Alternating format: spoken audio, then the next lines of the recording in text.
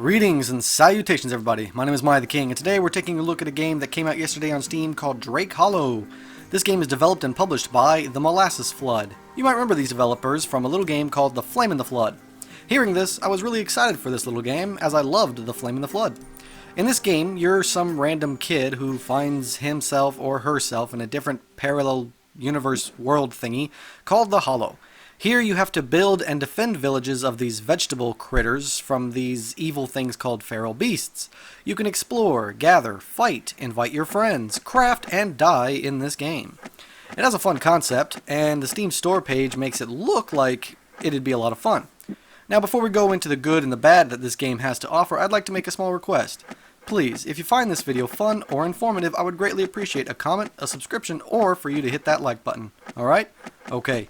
So, now then, let us go on with the positives and the negatives of this game, starting first with the positives. Number 1. The game's art style is beautiful. I love the coloring. I love the effects. I love the style it's trying to portray. It's very vibrant and interesting as you find yourself traversing this beautiful little world. I have absolutely nothing negative to say about the graphical settings here in the game. Overall, great quality artwork found here. Number 2. The stability and the smoothness of the game. The game is so nice and silky smooth. It never bugged out on me. It never crashed or froze or anything like that. And I was trying very hard to find something. But it was very stable. It was very fun, and even the online connection was spot on with zero lag and zero disconnects, which allowed me and my wife to play together for a little while. Number 3. Everything here is so cute. Even the feral beasts that you have to fight are a little cute. It's so adorable. And it had me thinking, as I was playing it, how it reminded me so much of Slime Rancher. Those little vegetable critters are just adorable, and I love them. Number 4. This world and this concept is amazingly creative and very well thought out. The plot is interesting. It's left a little vague, though. And the whole idea behind this other world with random critters scattered about is kind of interesting. Plus, there is the mystery aspect here. I mean, why am I here? Because I'm the chosen one? I'm thinking there might be something deeper than that. What is this world, and where did it come from, and why is it here? In some places it looks like something mystical and magical, but then you see decrepit old houses and busted down cars scattered about, so what is this place exactly? Filled with mysteries and curiosities that make you really want to learn more about what's really going on here. And number 5, the last one for the positives, this one kind of coincides with number 4, the atmosphere, the overall atmosphere of the game. From the beginning onward, the atmosphere set up around you is really nice. It's mystical, it's beautiful, it's curious, it's mysterious, it's attractive, and overall, it was just a fun thing to experience.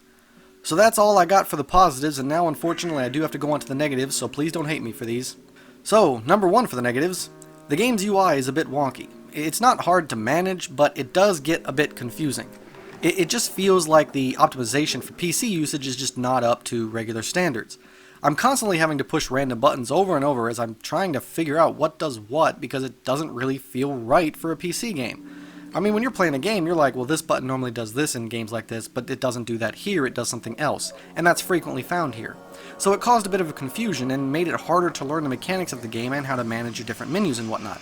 In the end, I did manage to find a way to work with it, but it wasn't intuitive in my own personal opinion, and it was just kind of difficult for me to get into. Number 2, the combat. I know you can remap buttons and all that, but some things here were just a bit off for me. There's no lock-on feature that I could discover, which made fighting these jumping little pricks a bit harder. The dodge button was the control button, so it made it kind of hard to dodge while you're trying to run around in the midst of this big fight of a lot of ferals. And just overall, the combat feels like it just needed a little bit more work. It wasn't smooth, it was very much static, and I didn't really like it. I died several times to these feral beasts simply because my character wasn't doing what I wanted him to do in my head and what I was trying to tell him to do with my PC controls. Or then if he did finally do them, it was too late. The game gives you almost no tutorial when it comes to fighting. It literally just tells you how to swing your weapon and how to fire your secondary weapon. It doesn't tell you about dodging, it doesn't tell you how to switch your active items in your toolbar, and it wasn't until my 4th fight where it told me how to block. And overall, considering you're going to be doing a lot of fighting, this tutorial for fighting was so bland and missing so much information. It wasn't enough to prepare you for the kind of fights you're going to be getting into. Side note though, there was a pretty lengthy tutorial covering a bunch of different topics, which is greatly appreciated as I hate games that do not give me a tutorial. Number 3. Even though the game does have multiplayer, it's not exactly optimized. My wife and I played the tutorial at the same time and got to the point where you can access multiplayer. You have to basically complete the tutorial before you can join your friend. But when she joined my world, she literally lost everything that she had gained from her own tutorial. All the crafting stuff she gained, the rare shards that she gained, all that different stuff. And this was a bother because now she didn't have a weapon, she didn't have any of those mystical shards. I had already used mine up, and we found ourselves struggling just to get her the shards she needed, which are highly necessary in a game like this if you wish to travel to different islands. So it was highly frustrating to have her join my game and then have absolutely nothing, and all she did was take away from all the supplies that my tutorial had given me, and it got us started off on the wrong foot. So it was just highly frustrating to have her join my game when it should have been something enjoyable and excitable. Number 4. The sounds in this game are not my favorite. The sounds of the little vegetable people and the pharaohs, along with overall ambience, were pretty much on point. However, the music, while it was amazing, it would stop playing very frequently and leave us traveling, exploring, fighting, and harvesting in complete, utter, boring silence. It was just depressing. Whenever the music did kick on, however, it sounded great. The problem was that for my hour and a half of gameplay, I maybe listened to 10, 20 minutes of song track. That doesn't really seem right to me in any way, shape, or form. Then you have the sound effect of fighting, and everything just sounded muffled. Does that make any sense? Like, you hit a tree, it makes a sound. You hit a feral, and it makes the same sound. You hit a corrupted vine or a car, and it makes the same freaking sound. So, with those things happening, it quickly made the game just more and more boring, just adding more and more to the levels of boring here. And number 5. The game lacks excitement overall. I mean, at first, the game is fun and curious as you are trying to learn your way around and figure things out. But the problem is, once you've done that on your first island, the game really becomes boring quickly. It's a lot of running around doing nothing but grabbing pointless resources that you have no idea what they're going to end up doing for you. And you're frequently shuffling around looking for these shards, which are the most freaking important thing in the game, some kind of glowy purple shard. The game definitely needs to add more of these shards, because just the two of us were having serious issues with not having enough for our basic survival needs, let alone being able to explore and play and have fun doing other stuff, and I'd hate to see 4 people trying to play this and dividing up these shards evenly. Besides the random rare encounters of fighting pharaohs, the game has no real excitement factors. So, that's all I got for the negatives. Now let's go on to my final thoughts and my conclusion. Overall, I like this game. I really do. The graphics, the music when it plays, the idea, and the execution all turned out really great. But at the same time, I found myself bored and kind of lost for a purpose here. You need to go around and grab more of these hibernating drakes, which is what the vegetable people are called, and then bring them to your camp. And this basically upgrades your camp, which then allows you to build bigger and better stuff. Every so often, the pharaohs will attack your camp, and you need to go and defend it. But here's the main problem I had with the game. Because of its lack of music, when you're exploring and gathering, those aspects get very boring very quickly. And because of the lack of necessary shards, it made it very hard for you to craft basic things that you need.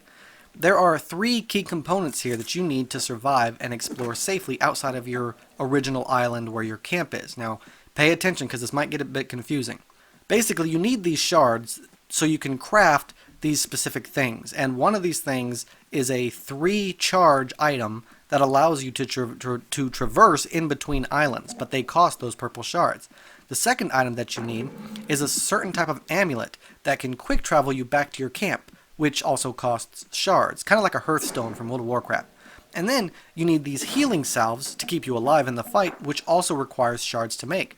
But the game doesn't give you enough shards to craft those 3 items. So, for instance, I don't really remember the specifics on the healing shards, or even on the Hearthstone shards, but I do remember the ones that help you cross the darkness, the 3 charge traversing things you get, the ones that help you get from island to island.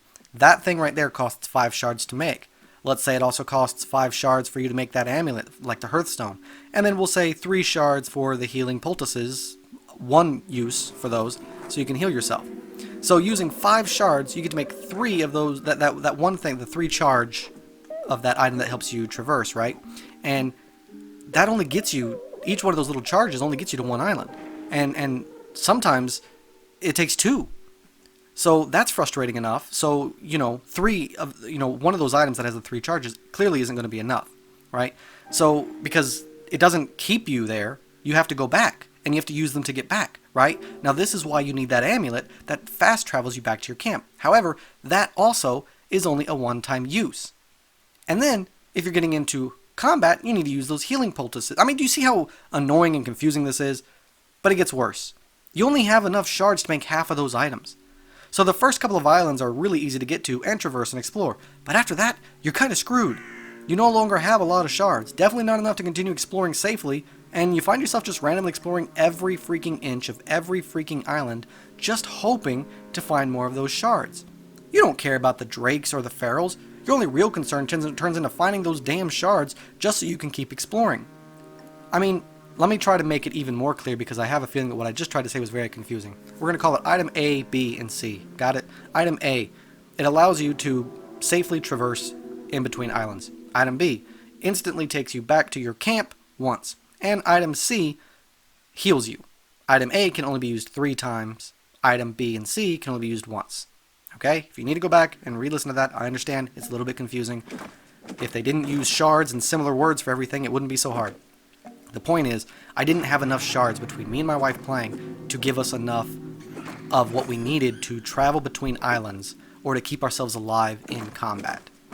And basically, because of those damn shards that you have to use to craft those 3 items, A, B, and C, it practically killed the game for me, and it took out any fun I was trying to have.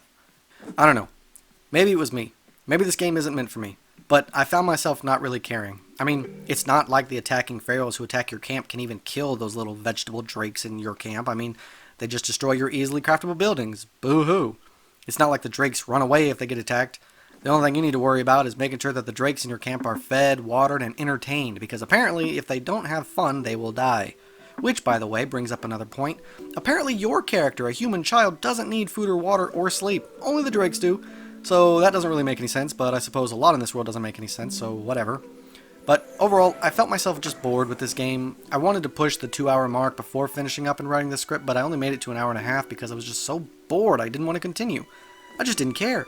I wasn't having fun anymore, and it wasn't even relaxing because I knew that if I didn't go get those stupid shards and spend every moment trying to find them and manage them, I mean, I wouldn't be able to have any fun. So I had to focus and pay attention during this boring slog as I explored a mostly empty, uninteresting world. And that's the worst part, is because the atmosphere was great. The idea was great, but it just felt so empty. I mean, these big islands, well, they're not even big islands, they're small islands that has like 1 building on it and limited supplies that aren't enough. And sometimes there's not even any shards there, so you wasted shards to go there and you didn't even get what you needed, and there's no other way to get shards. I don't know if they respawn or not. I'm not willing to wait. I just don't know how to feel about this game. Honestly, I'm kind of conflicted. I mean, they do a lot of things right in this game, but they do a lot of things wrong here too. The game is asking for $30, and based on the amount of content, playtime, graphics, and overall quality, I mean, it's worth the $30. But based on commitment, dedication, immersion, and in-depth playtime where you're having fun, I don't think it's worth the $30. Honestly, at this point, I don't even know where to go with this. It's all up to you guys out there. You know, make sure you watch the whole video and come up with your own decision. I've been as fair and as honest about this game as I feel I can be. But the overall decision rests with you guys. I mean, if you love this game and you saw what I'm showing you here and you listen to what I'm showing you here and you still think it might be a lot of fun, then, you know, fine, play it, have fun. If you love this game, let me know in the comments down below. If you don't love this game, let me know in the comments down below as well. I personally don't ever see myself coming back to this game. It's just my own personal opinion. And if I can't see myself ever coming back to this game, then I don't ever see myself keeping this game. But hey, you know, let me know what you guys think. Let me know how you guys feel, because maybe I did miss something here. Maybe there is more than what I experienced. No, the game it's not on early access right now. This is the final release, so this is it. But, you know, either way, I'm done for this video, everyone. Please don't hate me in the comments down below. I'm only stating my own personal opinion on how I feel, which is the game has all the components right, but it's still missing something because I just found myself bored after an hour of playtime and not really wanting to come back to it.